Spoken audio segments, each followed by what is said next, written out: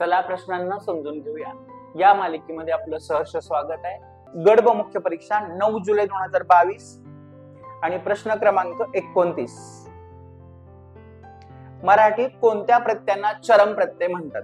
आता चरम या शब्दाचा अर्थ आहे अंतिम, शेवटचा, फायनल, की जो प्रत्यय लागल्यानंतर त्याच्या पुढे आणखी प्रत्यय लागत नसतात। प्रत्यय म्हणजे काय तर शब्दाच्या पुढे, पलीकडे, नंतर, शेवटी एक किंवा अनेक अक्षरे जोडली जातात, त्या अक्षरांना प्रत्यय असं म्हणतात। तर याच्यामध्ये आपण प्रत्येक प्रत्यय लावून बघूया। विभक्ती प्रत्यय आपल्याला माहिती आहेत, सलाते, सलानाते विभक्ती प्रत्यय। रामाने हा प्रत्यय लावला की रामाच्या पुढे, नेच्या पुढे आपल्याला कुठलाही दुसरा प्रत्यय लावता येत नाही, म्हणजेच विभक्ती प्रत्यय हा चरम प्रत्यय असं सांगायला काही हरकत नाही। आता तद्धित प्रत्यय आपण बघूया। तर गिरी हा प्रत्यय तद्धित प्रत्यय, आपण तो गुलाम शब्दाला लावूया, गुलामगिरी शब्द तयार होईल। आणि त्याच्या पुढे आणखी प्रत्यय लागतात का बघूया आपण।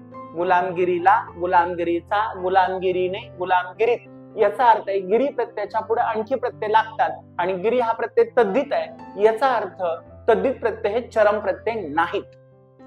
पूर्व प्रत्यय, आता पूर्व प्रत्यय हे उपसर्ग असतात। प्रश्न प्रत्ययावर आहे, उपसर्गाचा विचार करण्याची गरज नाही।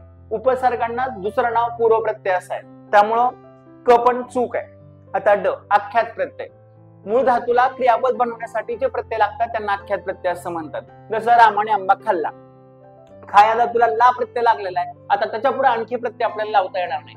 खाल्लाच्या पुढे काहीच करता येणार नाही आपल्याला, म्हणजे आख्यात प्रत्यय सुद्धा चरम प्रत्यय आहेत असं आपल्याला सांगता येईल। थोडक्यात काय, विभक्ती प्रत्यय आणि आख्यात प्रत्यय या दोघांना चरम प्रत्यय असं म्हणता येईल, कारण ह्या दोन प्रत्ययांच्या पुढे आणखी प्रत्यय लागत नाहीत। जरी कुठले प्रत्यय चरम आहेत आणि कुठले प्रत्यय चरमेतर आहेत हे जरी आपल्याला माहित नसेल तरी काही हरकत नाही, फक्त आपल्याला चरम शब्दाचा अर्थ कळला पाहिजे। आणि प्रश्न क्रमांक 29 मध्ये अ आणि ड बरोबर असं उत्तर यायला हवं, ते पर्याय क्रमांक 3 मध्ये आपल्याला दिसतंय। आपण बघूया 29 चं उत्तर पर्याय क्रमांक 3 येते का। प्रश्न क्रमांक 29 उत्तर क्रमांक 3 बरोबर आहे।